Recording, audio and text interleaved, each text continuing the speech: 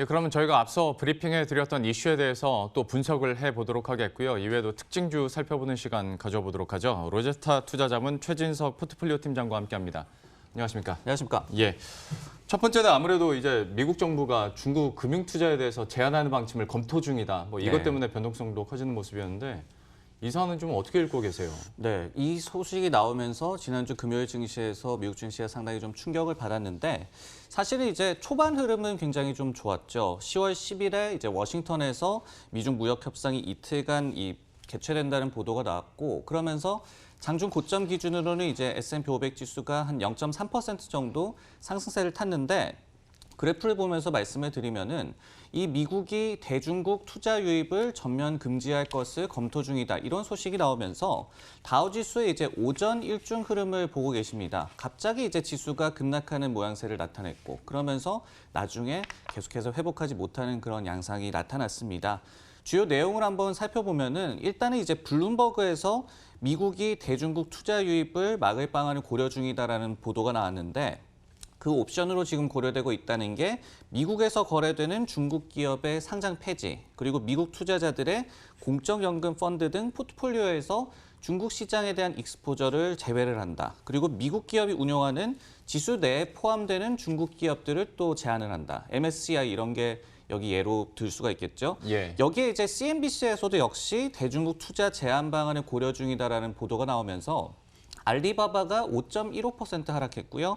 JD.com이 5.95%, 루이싱 커피가 5.7%, 바이두도 3.6% 하락했는데 이제 ETF를 살펴보더라도 알리바바 비중이 14%나 되는 MCHI라는 중국 관련 ETF가 있습니다. 예. 이 ETF도 2% 넘게 빠졌고 그리고 알리바바와 바이두, JD.com이 포함이 된 KWEB라는 ETF 역시도 3.8%나 주가가 빠졌습니다. 예. 그리고 앞에서도 저희가 브리핑해드린 것처럼 로이터에서도 단독 보도를 통해서 이제 코스닥은 IPO, 중소기업 IPO를 제한한다. 그런데 이 타깃이 중국 기업이 될 수 있다. 뭐 이런 얘기까지 나오다 보니까 당연히 좀 움츠러들 수밖에 없는데 미국 증시에 상장돼 있는 중국 기업이 얼마나 됩니까? 올해 2월 말 기준으로 이제 중국 기업 156개가 미국의 이제 거래소에 상장이 돼 있거든요. 예. 그리고 시가총액 규모만 하더라도 1조 2천억 달러나 됩니다. 그리고 알리바바의 시총도 지난주 금요일에 이제 급락을 반영을 하더라도 무려 4,300억 원이나 되기 때문에 4,300억 달러나 되기 때문에 미국 거래소에서 이제 중국 기업의 비중은 좀 이미 상당하다라고 말씀을 드릴 수가 있겠고요. 특히 이제 중국 기업들의 미국 증시 상장 추세가 지금 계속해서 늘어나고 있습니다.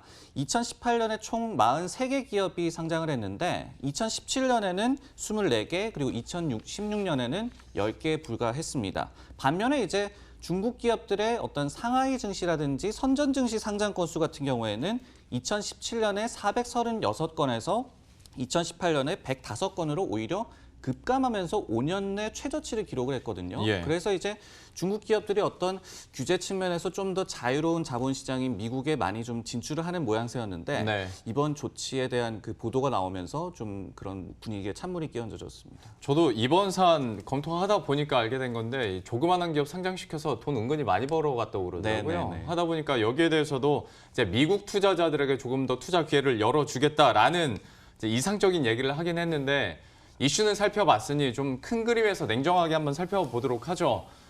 사실 미중 무역 협상 앞두고는 항상 이런 잡음들이나 관련된 소식들이 있었지 않습니까? 그래서 증시 퇴출이나 금융 투자 제한이 그 무역 협상을 앞두고 신경전 정도로 우리가 봐야 될지 아니면 이게 실제 가능성이 있어서 좀 우리가 대비를 해야 되는 건지 어느 쪽에 조금 더 무게 두고 계십니까? 네, 일단은 이제 이 보도가 나오고 나서 관계 당국은 거의 모두 코멘트를 이제 거부를 했습니다. 예. 나스닥 정도만 미국 자본시장의 중요 요소 중에 하나가 자격을 갖춘 기업들에게 차별 없고 공정한 접근을 보장해 주는 것이다. 그리고 거래소 또한 투자자들에게 다양한 투자 기회를 제공하는 것이 법적 의무가 있다 정도의 반응이 나타났는데 아직은 이제 초기 논의 단계라는 그런 보도였고 그리고 당장 시행 가능성은 낮아 보인다는 쪽이 좀 우세한 전망인 것 같습니다. 예. 그리고 무역 전쟁의 전개 과정과는 별개로 취급해달라는 또 관계자의 이 얘기가 보도에서 나오기도 했고요.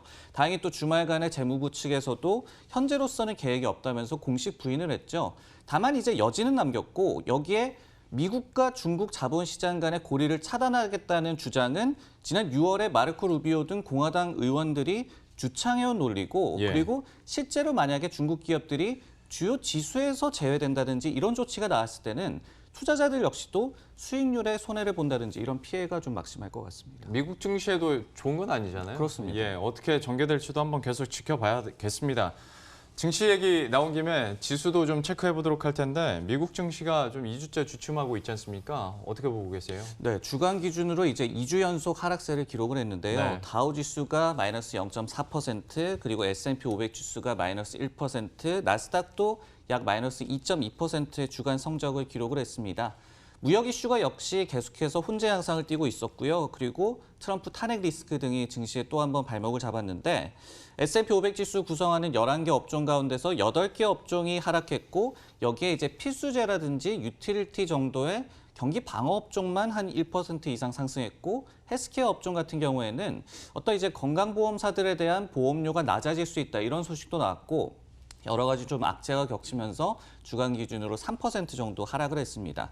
이제 3분기도 거의 이제 끝나가는 양상인데 S&P 500 지수가 지금 3분기에 플러스 0.68% 수익률에 그치면서 연간 상승세, YTD로는 지금 역시 여전히 한 18% 상승이거든요. 예. 이거에 비하면 좀 주춤한 양상이고 9월도 이제 거의 끝나가는데 9월 수익률도 한 플러스 1% 정도 좀 제자리 걸음을 하고 있습니다. 다만 우리가 증시 전망을 하긴 해야 되는데 이런 뉴스들만 따라가다 보면 네. 이를 변동성만 커진 상태에서 사실 전망이란 게 무의미하잖아요. 때문에 만약에 펀더멘털 쪽으로 가거나 아니면 과거 사례를 본다면 4분기 증시는 글쎄요 좀 어느 쪽으로 베팅해 볼 수 있을까요? 그래도 역사적으로 보면은 4분기로 갈수록 그리고 연말로 갈수록 미국 증시의 성적이 상당히 좀 양호했거든요. 네. 그래서 좀 희망을 걸어볼 수 있지 않을까 이런 전문가들의 예상이 나오고 있는데 역사적으로 한번 정리를 해봤습니다. 월별로 1928년에서 2019년까지의 S&P 500 지수에 상승장이 나왔느냐 아니면 하락장이 나왔느냐 이 횟수를 한번 세봤더니 10월에 상승장이 53번 그리고 하락장이 이제 38번 그리고 11월에도 비슷한 양상이었고 특히 이제 12월 같은 경우에는 저희도 크리스마스 랠리 이런 얘기를 많이 합니다만은 예. 상승장이 66번 나왔고 하락장은 단 25번에 그쳤습니다. 그리고 이제 포브스에서 얘기를 하기로도 1998년부터 2016년까지의 19년을 비교를 해보더라도 4분기 S&P 500 지수가 24차례나 최고 2% 이상 상승을 했고 또 29년의 평균 수익률도 플러스 5.3%로 나타났다고 하네요. 참 저것만 봐도 확실히 미국 사람들은 추수감사절과 그 크리스마스 때 네. 돈 정말 많이 쓰는 것 같습니다.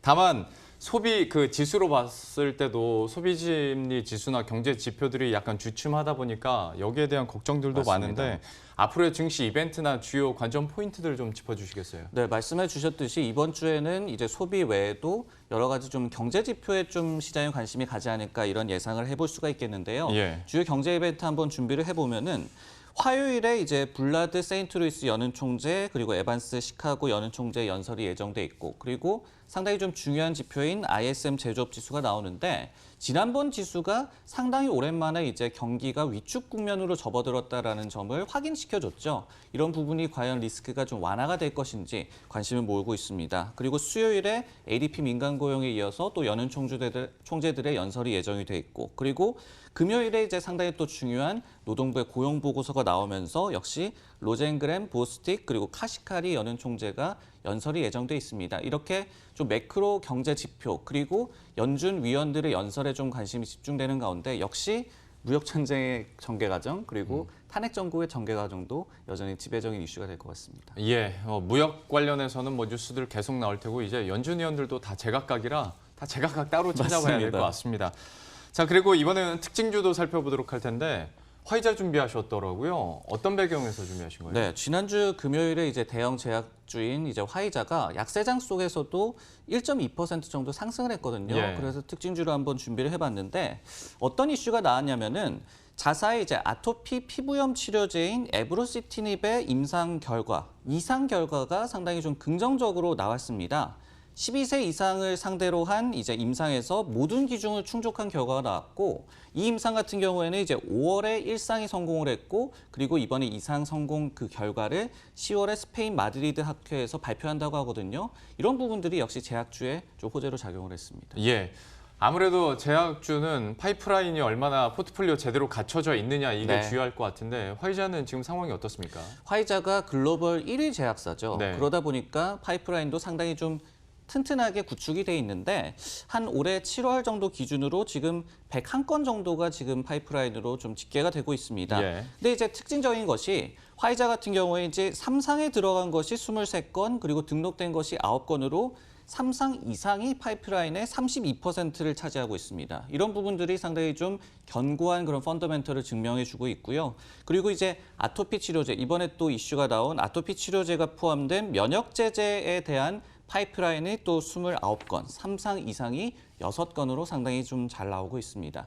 특히 이제 이번에 시장에 좀 긍정적인 반응이 나온 이유 중에 하나가 아토피가 사실은 이제 현대사회의 질병 그리고 예. 좀 치료하기가 힘들다 이런 얘기가 많이 나오잖아요. 네. 실제로 이제 아토피 치료제 시장이 2019년에서 2024년까지 연평균 8% 정도 성장이 기대되는 좀 블루오션 또 제약 이 업계에서도 상당히 좀 먹거리가 많을 것 같은 시장으로 꼽히고 있습니다. 예. 이런 부분에서 긍정적인 재료가 나왔기 때문에 시장에서도 긍정적으로 반응을 했네요. 파이프라인 구성만 보더라도 이제 돈 벌 구석은 많습니다. 그런데 주가 흐름을 보자면 그리고 앞에서 말씀해 주셨던 그 좋은 모멘텀들을 네. 생각하더라도 만약에 7월 말 이전에 매수하신 분이라면 전혀 귀에 안 들어올 것 같습니다. 그때 당시에 워낙 많이 떨어진 다음에 바닥을 맞습니다. 기다가 요새 약간 이제 올라가려고 하는 상황인데 그럼 주가 흐름 좀 어떻게 반등 그리고 상승 추세로 이어질 수 있다고 보십니까? 화이자는 이제 튼실한 파이프라인 외에도 또 특허 만료가 되는 의약품이 이제 좀 없을 것 같습니다. 그런 아. 공백기가 있거든요. 예. 이 역시도 상당한 좀 호재인데 말씀해 주셨듯이 주가 흐름 같은 경우에는 올해 약 20% 가깝게 하락하면서 S&P 500 지수의 플러스 18% 수익률에 비해서 상당히 좀 언더퍼폼을 하고 있고요. 특히 이제 7월 말에 그렇다면 어떤 이슈가 있었느냐? 특허 만료 약품 사업부인 업존을 분리했죠. 그러면서 제네릭 전문 의약사인 밀란과 합병한다고 발표를 했는데 그 이후에 주가가 15% 정도 하락을 했고 이후에 지금까지도 좀 회복을 못하는 양상이 나타나고 있습니다. 수익성이 높은 사업부를 떼냈다는 그런 우려 때문인데요. 현재 이제 화이자 같은 경우에는 포드 PER이 13배 수준에 불과합니다. 10배 초반대거든요. 그런데 머크 같은 미국의 대형 제약사들도 마찬가지입니다. 이들 제약사들은 이미 이제 브랜드 이 대표 의약품으로 막대한 돈을 벌어들이고 있음에도 불구하고 시장에서는 높은 PER을 이제 부여하지 않고 있는데 그 이유를 살펴보면은 특히 이제 헬스케어 그 중에서도 제약주가 여러 가지 좀 불확실성이 있잖아요. 예. 약가 인하 이슈라든지 이런 부분이 터질 때마다 주가가 좀 두들겨 맞는 이런 양상이 진행이 되고 있기 때문에 이런 제약주를 좀 관심을 갖거나 아니면 접근을 해볼 때는 스토리는 좋은데 예. 주가 흐름이 그러게요. 과연 좀 좋게 나올 수가 있느냐 이 부분이 또 중요하다고 볼 수가 있겠네요. 제가 지금까지 이제 국내 증시와 주로 뉴스들 다루다가 이 시간대에 왔지 않습니까? 네. 국내 증시는 제약바이오 때문에 난리이기 때문에 화이자에 대해서도 포트폴리오 구성이 이렇게 잘 돼 있어도 결과가 나오기 전까지는 사실 참 안심하기는 쉽지 않은 것 같습니다. 뉴욕 증시 이슈에 대한 분석들과 특징주까지 함께 살펴봤습니다. 로제타 투자자문 최진석 포트폴리오 팀장과 함께했습니다. 고맙습니다. 네, 고맙습니다.